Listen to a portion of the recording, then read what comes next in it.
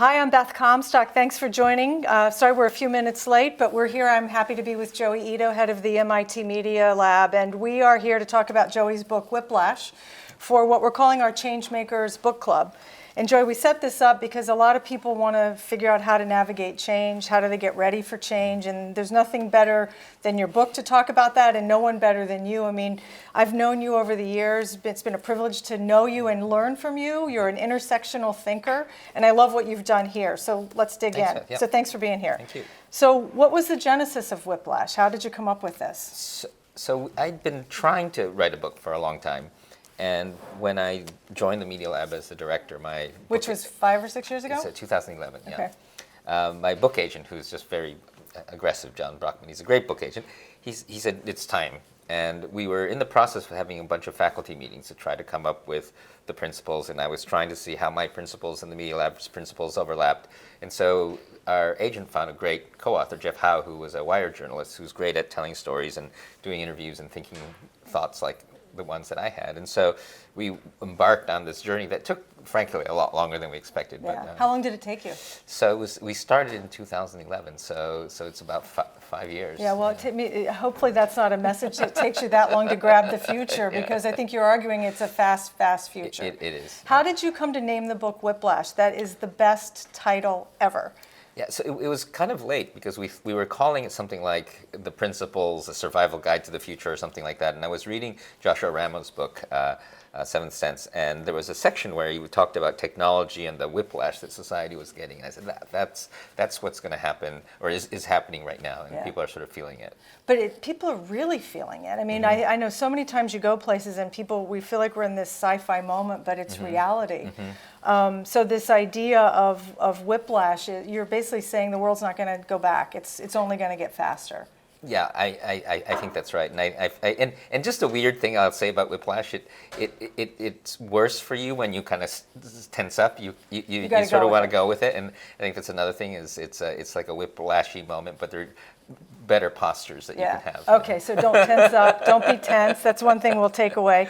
First of all, you lay out these principles as a way to organize the book. Talk about those a bit. They're very thoughtful. Thank you. They were a product of conversations. Some of them are actually titles of other people's books, like Pull Over Push is based on a book by John C. Brown, John Hagel, and Lang Davidson called The Power of Pull. And so a lot of these come from other people's stories, and they all somewhat overlap and say similar things, but the idea is that they're also a little bit counterintuitive when you first hear them, so they spark a conversation. But we thought that if you organize, and this is sort of Jeff being a professional writer, that if you organize sort of chapters around principles and then put stories threaded inside, that it might be a readable book that still had sort of solid pillars or theories. But you're asserting all these principles come together. They do come together. And it's really a system view that you've put together here. So one leads to the other. Yeah, that's right. And I think weirdly, I mean, the type of people we're trying to reach are people who need to understand these things, but if you don't look at them as a system, some people have kind of literally gone through and said, why 9, why 10, and in what order, but they all happen at the same time. Yeah, I also feel like there's a real tension in how you did emergence over authority. I mean, one's going away and the other's emerging, but we're seeing them both happen at once. So if people want to put it in a neat box, they can't, right? Yeah, that's right. So you talk about 3 conditions that define our era. Give us a little bit of sense of those and why those. 3 conditions that define our era. Well, I don't remember exactly what the 3 conditions were. Asymmetry, asymmetry, complexity, and uncertainty. That's and right. why were those 3 so strong to you? So, and again, like the principles, they're related, right? Yes. So I think one of the things that technology has done is whether you're talking about the internet or manufacturing, it's significantly lowered the cost of communication, distribution, all these other things. So it inherently creates this asymmetry where the new players, and GE obviously must be thinking about this a lot, where the new players have a distinct advantage. And so whether we're talking about warfare, whether we're talking about disruptive startups, there's a sort of asymmetry of power. And we're sitting here in Boston, and there was Annalise Sextania's famous book called Regional Advantage about how the East Coast lost, the big computer companies sort of failed and lost to Silicon Valley. So that's, I think, a product of the diminishing cost of innovation in many fields. And complexity is just what happens when things go faster and things get connected. And as a result of the complexity, it sort of becomes obvious that you have a great deal of uncertainty. And the thing about uncertainty is that it's not like there have been moments in history where there's been turmoil and then it sort of gets better again. I think we're hypothesizing that it's becoming sort of a permanent state, and that it's the notion that things are knowable, at least in a linear sense, is sort of mostly gone. Yeah, it's gone. So we have a lot of mindset shift we've got to get over as people. So we'd like you to. We are encouraging you to give us questions. Talk with one another. We asked for some questions in advance, and Joi, what we asked people to do was to bubble up your principles. Okay. And which one did they want you to especially talk about? And I was happy that they picked emergence over authority. So talk about emergence. You and I are kind of fans of this notion of emergence. It's a theory in science, but what does it mean to you, and why are you picking emergence over authority as something to think about? So, and we have a mutual friend, Stephen Johnson, who wrote a great book did this called with me last month. Emergence. So many of the people watching probably saw that. But my favorite part is sort of where he describes the ants and how each individual ant doesn't understand the whole of it. But as a colony, they'll make sure that the graveyard is as far away from the food and as far away from the nest as possible. And so they can do basic geometry and all these other things. And what's interesting, and we always talk about the sum, is bigger than the parts. But with emergence, there's a kind of intelligence that gets created, and something that you can't really imagine being inside of that. And I think that whether we're talking about large companies or whether we're talking about social systems or whether we're talking about science, I think we're realizing that especially in the sort of complex self-adaptive systems, there's a kind of emergent collective intelligence is another thing that Tom Malone often talks about, that's occurring, and you can either embrace it or resist it. And I think for a lot of companies that are used to stocking knowledge and power in the center and pushing it to the edges, this idea of innovation on the edges, this idea of an emergent, and so even I would say Google's 20% time is a kind of belief in emergence, right? Yeah. Because it's sort of saying that ideas will happen and how do you use this in in your work here at the Media Lab? Is there are you modeled in an emergent way? I think so. I think that's it was already like this when I got here, but we have 400 something projects, and none of them have asked permission. I'm kind of like a gardener. I can compost here, I can water plants there, I can move the lights around.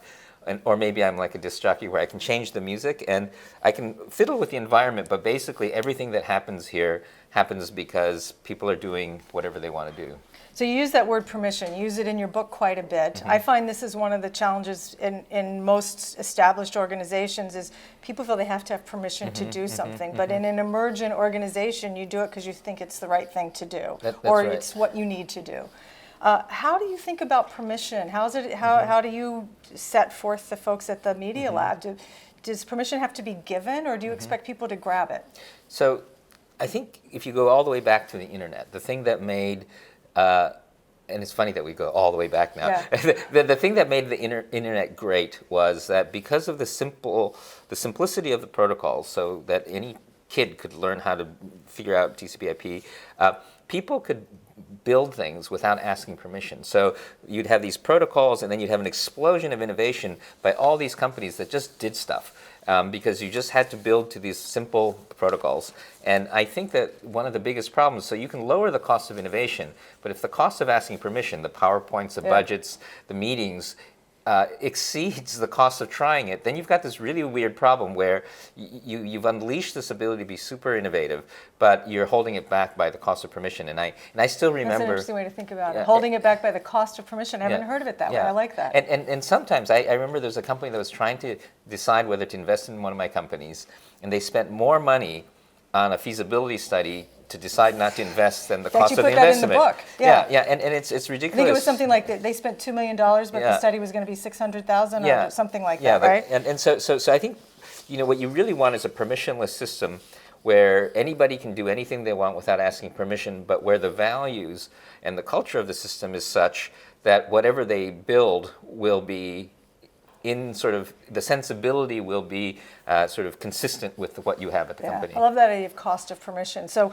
we're here doing the Changemakers Book Club. This is Whiplash. I'm with Joi Ito. So Joi, you've had this remarkable career. I'm actually at a loss for a word to describe your career. You are a venture capitalist, an activist, a designer, a teacher, an entrepreneur. I'm sure there's some things I haven't. How do you think of yourself, and how have you thought about building your path with all the different things you do?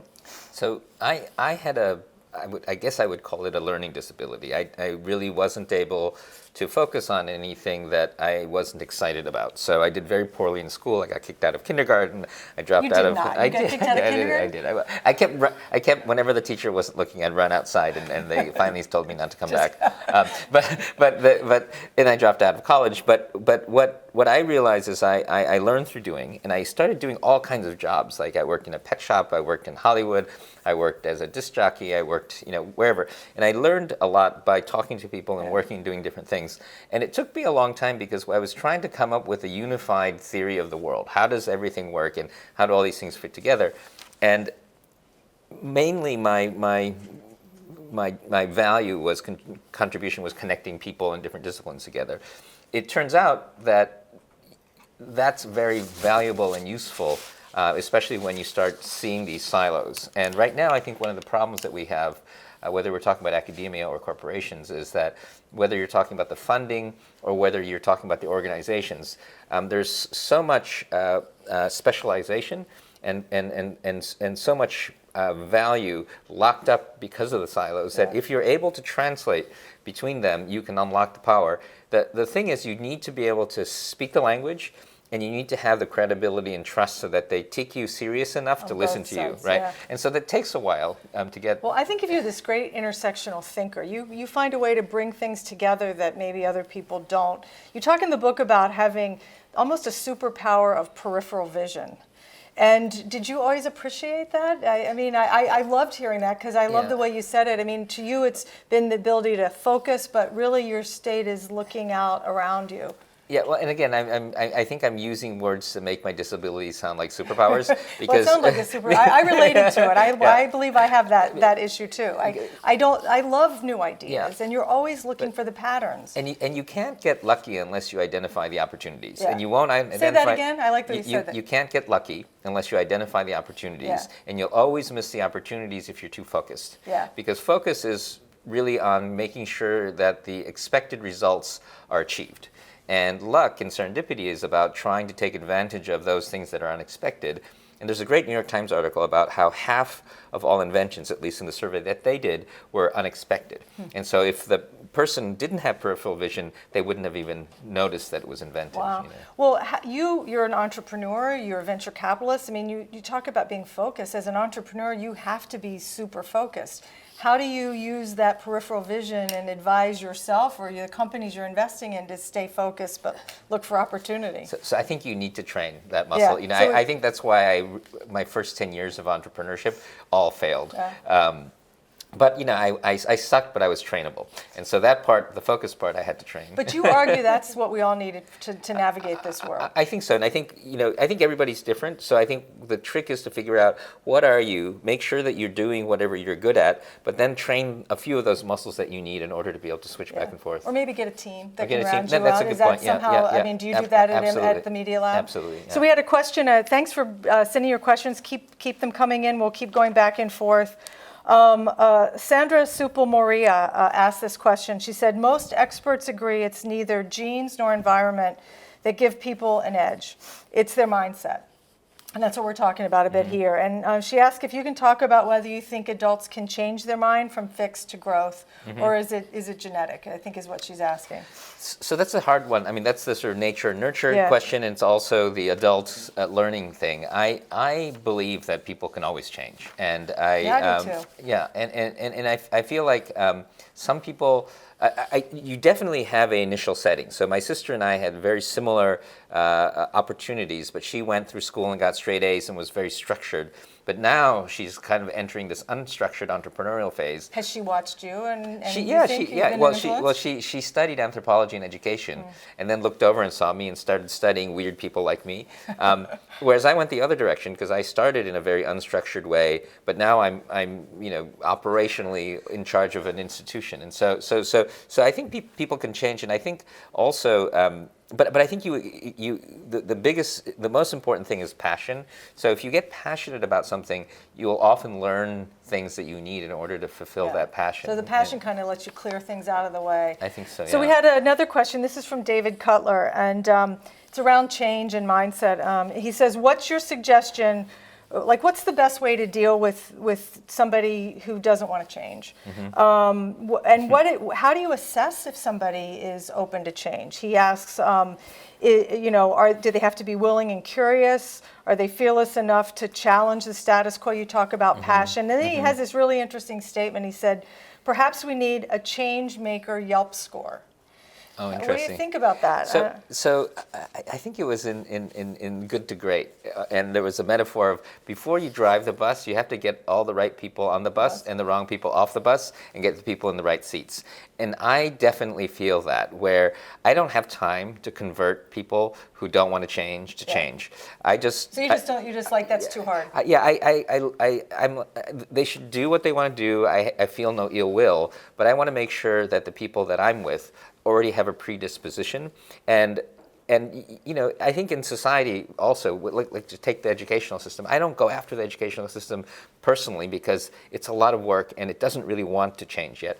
And I feel like there are so many people and so many institutions that want to change that just going after them is a full-time job. And so that sort of sounds negative, but I think the trick is that if you can identify them because they'll be the people saying no to everything. And I think the key is to put teams together that are, and I think it's not, one thing I will say is you want some people who love infrastructure. You want some people who think very long-term. You want people who are extremely risk-averse because you need all these layers in society. So it's not like those people are bad. They just need to be in positions in the right role. And I think that if you're a change person, you need to surround yourself. You need some people who are accountants. Yeah, I found you need people who say no sometimes. You need that critic on your team because otherwise maybe you'll sign up for a very naive path forward. That's right. So that's the right seats part, right? So you don't want those people being forced to be change makers. I think that they just need to find the right position on the bus. Yeah. So on this line, you talked in your book about sort of this idea of disobedience and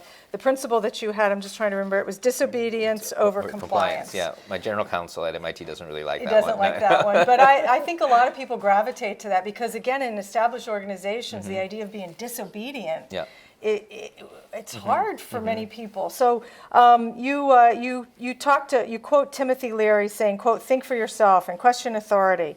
What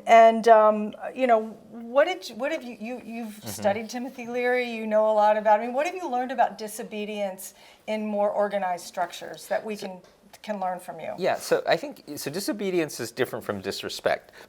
You don't have to be disrespectful. And disobedience literally is what Timothy said, which is to question authority and think for yourself. So whether you're you don't get a Nobel Prize by doing as you're told. And you don't discover new things by just memorizing what your professor said. What you do is you have to think, you have to question the status quo. And I think that's true in business. I think that's true in academia. And I think the key is that's how you start to think. And I think that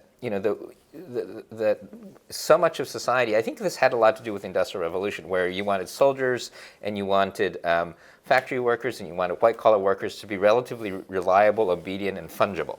And in that case, you want everybody to be sort of obedient. And I think today, with machine learning and with the creative work that we need to be focusing on, we need people to be thinking for themselves. So how do you encourage the colleagues that you have here at MIT? How do you encourage them to be disobedient?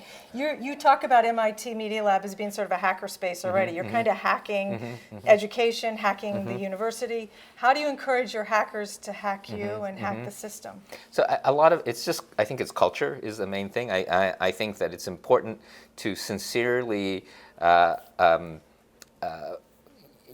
encourage it and love it. So Reid Hoffman, one of our advisory council members, is sponsoring a $250,000 disobedience prize that we're going to give in July for this is for socially impactful disobedience, and it will be one of the biggest prizes at MIT. So that's one way.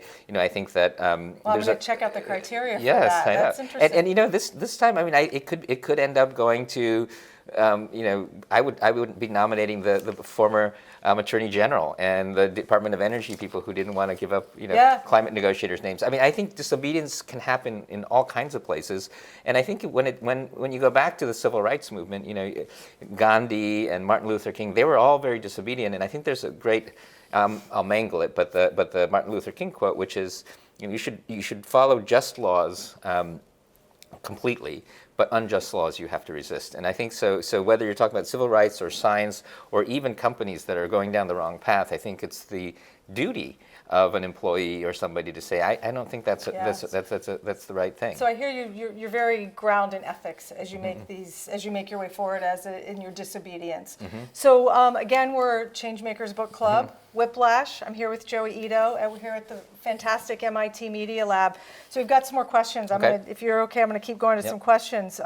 So this is from Emily Potter, and she says you began your book by relating what you know to furniture in a house and your preconceptions and frameworks to beams and joists of the house. How do you challenge your own preconceptions? She's asking, how have you modified and changed what you think to be real or what you think to be given over time? So I think that one of the tricks is to find joy in and delight in finding those things. So I actually teach a class called Awareness with a monk named Tenzin, and we just had a class this morning at 10 o'clock, and today's session was on self-awareness. And one of the great practices is, so I don't know if you've ever done unconscious bias training, where I'm about to do that in a couple weeks. So it's really amazing, because even people who believe that they live by their values and they're not biased will find themselves saying and doing and thinking biased things. And you can either see these biases that go completely against the values that you believe in and say, oh my God, I'm a terrible person, or you can say, wow, that's so interesting. I didn't realize that I had this problem. And so for me, it's because I don't believe in real absolute reality, and I always love finding myself doing things that are peculiar or weird, and this sort of process of self-improvement is one of my favorite hobbies. Yeah, mine too. I think that and just you wake up to I get out of bed to be better, just it's better, right? Exactly, and I but think it sounds like you're also looking at yourself somewhat with a bit of outside yourself and saying, isn't that interesting? Yeah. Aren't I interesting? And that's without judgment, maybe. Yeah, it reminds me of in Reid Hoffman's book, The Startup of You. You become your own project, and you're trying to constantly make yourself better, and you become a witness to the process, and then it becomes kind of like a project. And I think that we often talk about being kind to yourself. I mean, it's not about self-love, but what you want to do is you want to sort of look at yourself as your own child that you're trying to continue to improve. And I think that gets back to one of the earlier questions about, as an adult, how do you continue to have more fun and continue to improve? It's by continuing to treat yourself as a beginner and as a child. When you were that kid running out of kindergarten and all the grade school, what did you think you wanted to be when you grew up? So I love certain things. I love science, but I'm not really a planner type. I'm just sort of happy where I am. Yeah. So a couple of questions are asking, how do you unplug? How do you turn off? Do you? I mean, if you're such a pattern seeker and you're always looking for the new, you love that. So I'm meditating every morning. So have you always done that? I go on and off. Right now, especially during this class that I'm teaching, where I'm forcing all my students to meditate every morning, I make sure I do that practice. Scuba diving, when I find I'm sort of down in the water, staring at underwater wildlife, I'm sort of in the moment. So things where, like nature and other things that just sort of draw me into presence, those things really help me reset my brain. I read something recently, I think it's a Japanese this idea that you bathe yourself in nature, this idea of going out and just bathing yourself, and that there may also be some biological things that you're doing, but this idea of just having a nature bath, I thought was so lovely. Absolutely. And if you do that, what's neat is when you meditate, you can kind of go back to that place. Yeah. So we have some other questions. I'm going to shift gears. So someone was asking just how do you, well, I was talking about unplugging. Let's go back to the world we're living in now, fake news, just news sources from everywhere. Antoinette Martin asks, have we adequately assessed the human capacity to absorb and use media effectively? At what point does the volume and the pace start to detract rather than accelerate, whether it's personal life or business? I think we're all struggling with that. What are your thoughts? So I think about it sort of in an evolutionary dynamic, because I think that our children are consuming the news very differently. I'm on the board of the New York Times, so I know for a fact that they consume it differently. And then the technology evolves. So for instance, remember when we had terrible spam problems and we thought we'd have to shut down the internet? Well, the technology evolved filters to deal with spam.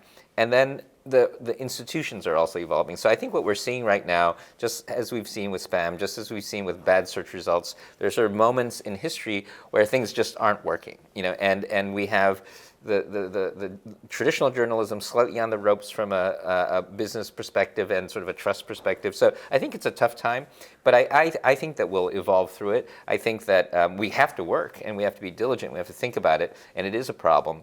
But I'm not concerned that this is going to be a long-term problem. But I'm also perfectly sure that it's not going to look at all like what we thought it was. So I think it's going to look like something we can't really imagine exactly. So you talk about life, BI and PI, before internet and post internet. Yeah. And for some group of people, they're only going to know life PI, post internet. How is it helpful for you to think about the world that way? So I think, first of all, your brains as kids who are born post-internet are completely different. And how is that? So for example, the idea that you're always connected, that you always have Wikipedia, that your phone as a prosthesis has all of your friends and all of the knowledge of the world, and the ability to learn just about anything there. Now, compare that to just remember when we used to hang around in bars and argue all night about the population of Costa Rica? Well, that doesn't happen anymore. I'm not sure I ever did that. But the problem is it's a muscle that you get. And I think one of the problems, by the way, if I were to criticize the educational system, we're creating children as if they're going to end up on the top of a mountain with no phone and no friends and a number 2 pencil. That's like such an edge case that would never happen.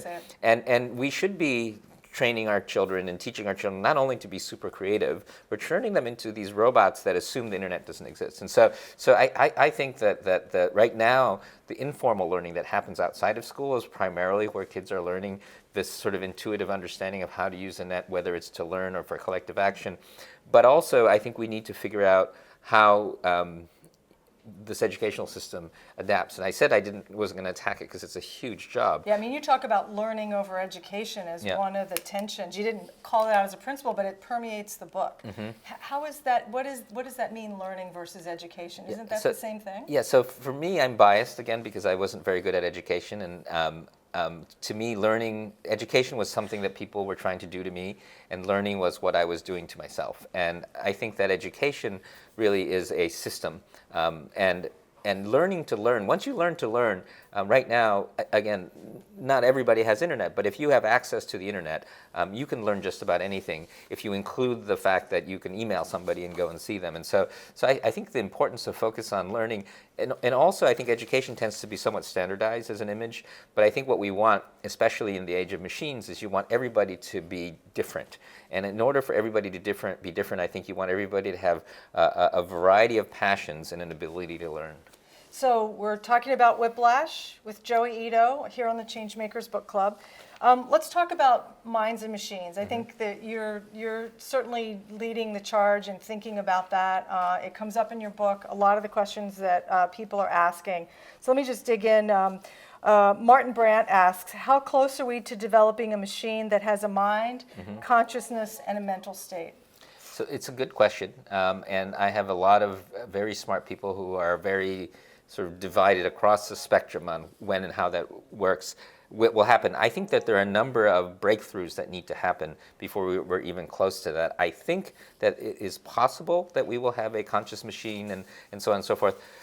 But I think it's much more likely to be what we at the Media Lab called extended intelligence. So right now, for instance, GE is probably much smarter than the sum of its parts. It probably, none of you know how the whole thing works. Yeah. And somehow it's able to do all kinds of things because it's a kind of collective intelligence. And in the system, you've got computers, you've got, people use Google, people use all kinds of things. So the system is also augmented already by machines. And I think what's going to happen is artificial intelligence won't be some monolithic oracle, but it'll be all kinds of systems that get built into our network that augment us as individuals, but augment us as a system. And the way that you think about companies being super smart entities that do all kinds of things, I think is going to be the way we see machine intelligence manifest, not as a separately conscious system, but as something that's part of our societal consciousness. Now, having said that, I think it's kind of like, to use another metaphor, it's kind of like we have this alien baby that's growing up, Is it and cute? we don't know yet, Okay. and it's learning to walk, it's learning to do things. We don't know exactly what it's going to learn to do next, and we've got scientists working Some on. people think it's like a scary monster that's like yeah. got 20 eyes or something. Well, You make it sound so sweet. Well, Pedro Domingos in his book, The Master Algorithm, said it in a great way. He said, he's not afraid of a super intelligence coming and destroying the world. He's afraid of stupid intelligence that's already taken over the world. And I think that's closer to my fear. Arnaban Konar asks, adding on the artificial intelligence, can you imagine that tech can help us augment our creativity? And let's talk about creativity. Yeah. You have some really great examples in the book. Is that a way we should be thinking about artificial intelligence and augmented technology? So I think machines will augment us in a variety of ways, and I think augmenting our creativity will be a great piece. The really interesting question is how creative machines themselves can be. There are machine-generated music. AlphaGo's move was viewed by many as a creative move, the one that beat Lee Sedol, and so yes, I think it's going to be a tremendously valuable thing. And also, one other thing is augmenting creativity can mean a lot of things, but I think it will release us from a lot of non-creative things to spend energy on creative things. Spend time on developing our creativity, perhaps, is That's one right. of the byproducts? I mean, because if you think about even a chess grandmaster, half their brain is just doing calculations. If those calculations could be done by a machine, maybe even plugged into your brain, the rest you could use your whole brain on focusing on the emotional, on the creative part of the game. I believe everyone is creative, but not everyone feels comfortable. Do you believe everyone is creative? I think everyone is creative. I love the book by the Kelly brothers called Creative Confidence, and I think that in that book they argue that creativity is sort of beaten out of you as you grow up. And I often do this poll and ask, how many people felt creative when they were 5 years old, and most people did. They painted and stuff, and then most people don't feel creative. And I think our educational system really does pound it out of you. Yeah. So you're a big thinker in terms of artificial intelligence and morality. One of the questions that was asked here from Nan Kun Lee asks, morality and future of AI will clash. How can we ensure humans stay relevant in the near future? And are we advancing, or are we just creating the beginning of the end? So talk about how you're taking on ethics and I don't know if you'd call it morality, but certainly ethics and artificial intelligence here, and how you're thinking about it. So absolutely, morality has a huge role. I think one of the problems with artificial intelligence right now is that the number of people who can actively contribute to the field technically are small in number, and they tend to work in large tech companies. And it's still hard enough so that the typical ethicist or sociologist can't really understand machine learning well enough to be able to get into the sort of creation of those machines. And so what we're trying to do at the Media Lab, and we've created a fund to try to fund this work, is to try to make machine learning more understandable to non-computer scientists, and also to try to get the computer scientists to understand and listen to the other fields. Because I think one of the problems that some computer scientists face, and there's sort of this group of people who believe in singularity, and this Ray Kurzweil notion that we're getting to sort of geometric growth, and at some point soon we're going to get computers that are so smart that all this messy stuff like morality and ethics and society will become irrelevant. And the dystopian view is that humans become irrelevant. The optimistic view is that we transcend our bodies and we become this super consciousness. We live forever. We live forever. But I think that's misguided. I think that there is a lot of stuff in ethics and morality that needs to be built into the machines in order, even if it's a society of machines, they're going to have a way for that society to be resilient, for that society to be vibrant, for that society to have meaning. And I think that you can't computer science your way through that. I think that there's a tremendous amount of knowledge out there. And also, there are natural systems, there are biological systems that have a tremendous amount of information and value that we need to be interfacing with. And so I think that a lot of this at the academic level is bringing these disciplines together. I think at the business level, I think it's companies, and I think G is a great example because you've got machine learning capability inside of a company that does all this other stuff. I think that my fear is where you have companies that don't have any understanding of machine learning, and then you have companies that are doing just machine learning. Well, after talking to you several times, I've been thinking a lot about just the return of ethicists in corporations, us needing to think through the unintended consequences. I didn't study philosophy at all in school, but I'm reading it like crazy now. I want ancient wisdom. I mean, so we're not going to go away from those things. If anything, I think we're going to be examining them more, perhaps. So a couple of questions as we wrap up here. A couple of thoughts. So there was a whole train of thought. Carrie, I'm not good at pronouncing names, but Carrie Montemidi, I think I'm pronouncing Carrie's name right.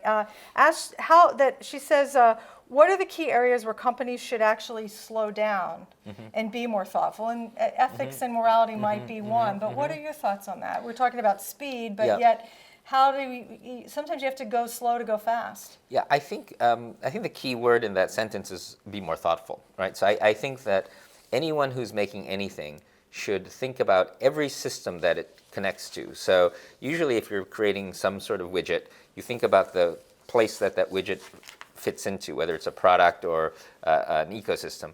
But everything that you do affects a whole bunch of different systems, whether it's the ethical system or the educational system. And I think that everyone, whether you're a product designer or a scientist, needs to be responsible for, if not in control of, what's happening in those systems. So that's both an awareness and a thoughtfulness. And the slowing down part, I think, is important in a different way, which is whether you're talking about agile software development or the development of policy or any evolutionary system, you want a feedback system. And so you want to be iterating, you want to be aware. And I think you can't just sort of release and scale. You have to iterate and move. And so it may ultimately be slower, but it's going to be a lot more thoughtful and a lot more appropriate if you do things in an iterative way. And I think in the old mass production world, you didn't have the opportunity to be iterative because you just had to go with the product. And you talk about iteration as also a way to navigate risk. You're not going to have a risk-free equation. In fact, you say risk over safety. And is that one of the ways you see risk unfolding? Yeah, I think what you're doing is by making the chunks smaller and the cost of risk lower, you can take more risk at less cost. And so where before you'd spend all this money trying to prevent anything bad from happening, here what you do is you just say, okay, well, let's assume it's going to fail. What am I going to learn from it? And based on, if it fails, I've learned I'm going to go this way. If it's successful, I'll go this way. And I think if you think of, again, I think it's kind of fashionable to say fail fast and failure is good. But if you think no one really likes to fail. No one likes to fail. I've asked people everywhere I go, do you like to fail? No one will sign up for that. And I think the key is to extract something that you can learn, so that even though it might have sucked, you're walking away with something that you can use. So we're talking about Joi Ito's book, Whiplash. We'll wrap up with just a few last questions. I thought this one was really good, from Shonda Lynn Zilich. She said earlier you talked about driving toward your passions, and you're very passionate about being passionate. Any suggestions on helping people discover their passions? She said, she's trying to match her job passions to what's available to her, and she feels like she's falling short. How do you do it?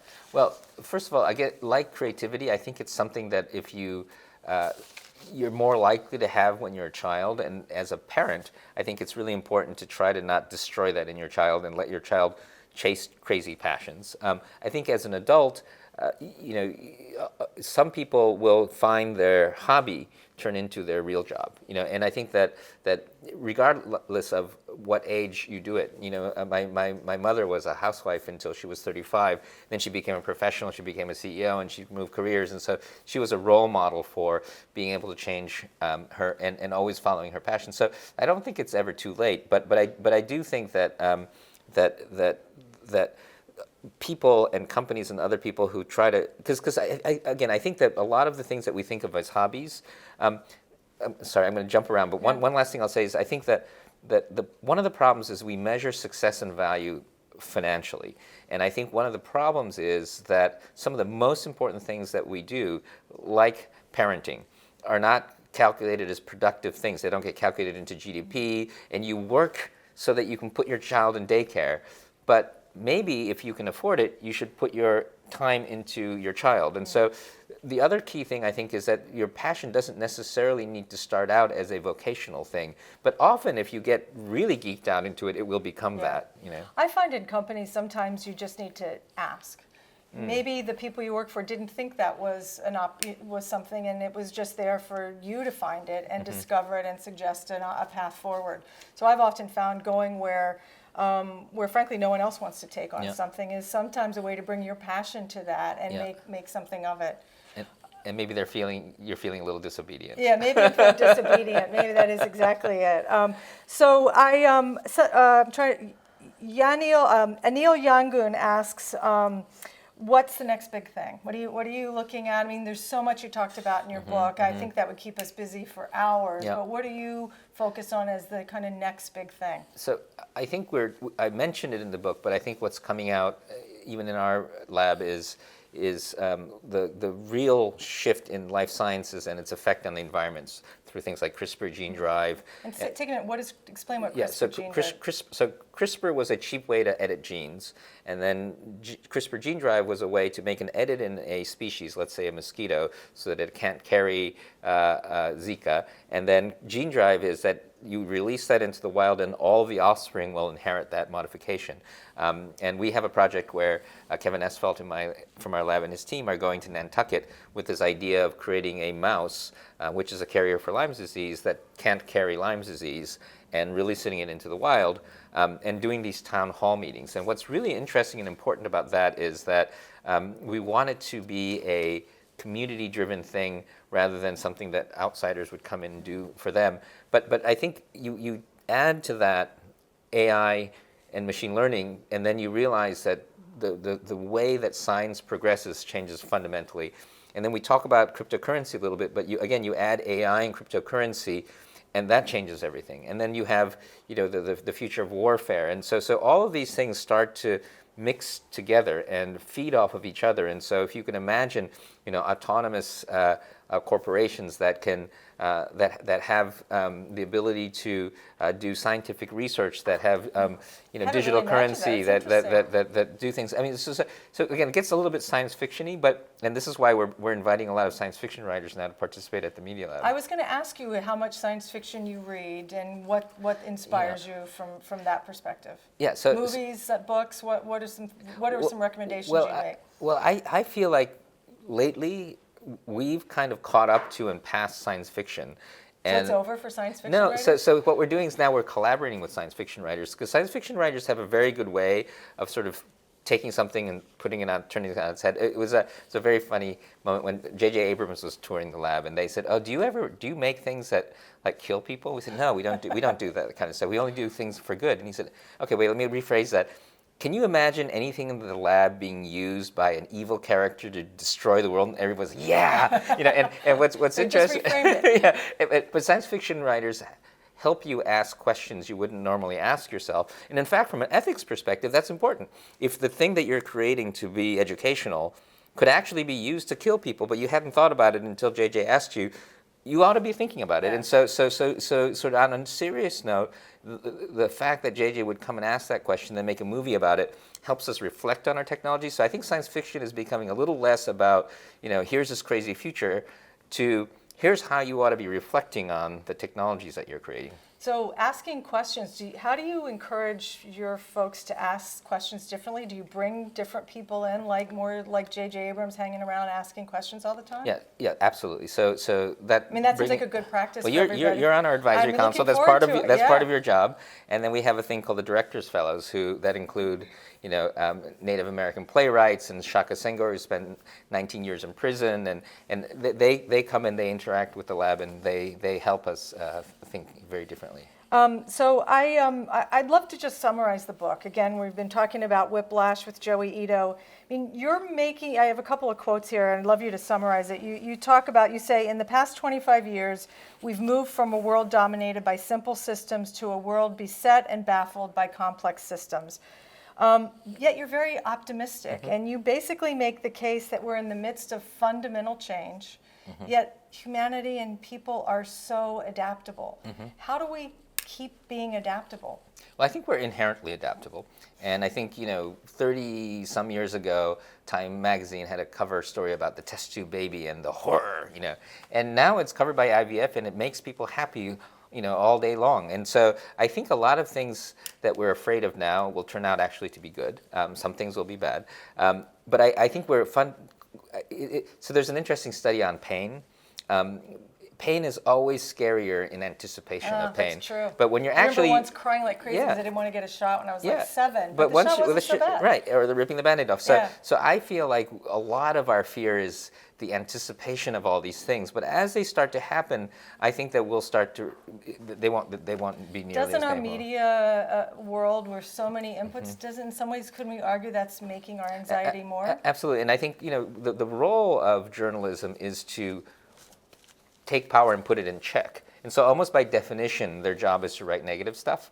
And so I think one of the things that we should start seeing more of, hopefully evolve, is how do we tell good stories? How do we tell thoughtful stories? And I think, and again, there's a much longer conversation about media and information, but I think that the general optimism with the critical eye is going to be the important stance for people in industry, people in academia, and what's the right kind of media to give people both of those. So I take away from this an optimistic view of the future.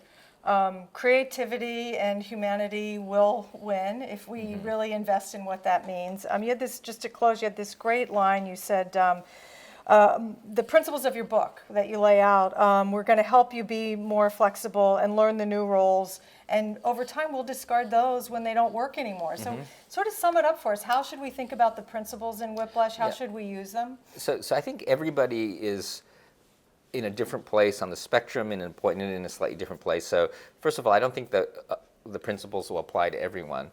But I think they should provoke you to think about your condition and be sort of witness to what's going on in your life and in your environment. And I think that people should come up with their own principles, and I think that, and again, the principles, not rules. And I think it's important, as you said at the beginning, to think of them as a system in a way to force you to think about what's going on in a different way.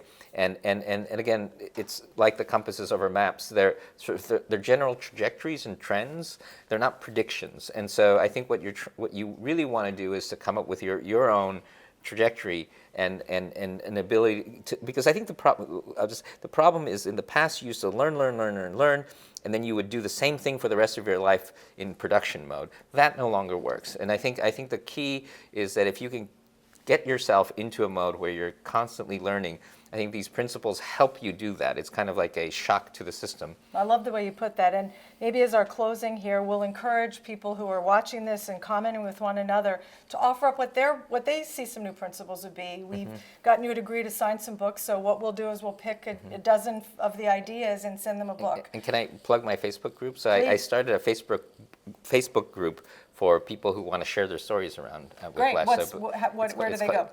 You can just search for Whiplash in groups, and it'll come up on Facebook. Great. Well, Joi, thank you. Thanks a lot. It's so great Beth. talking to you. I'm a big fan, and thanks for taking the time. Thank you. So long. We'll see you next time. Thanks a lot.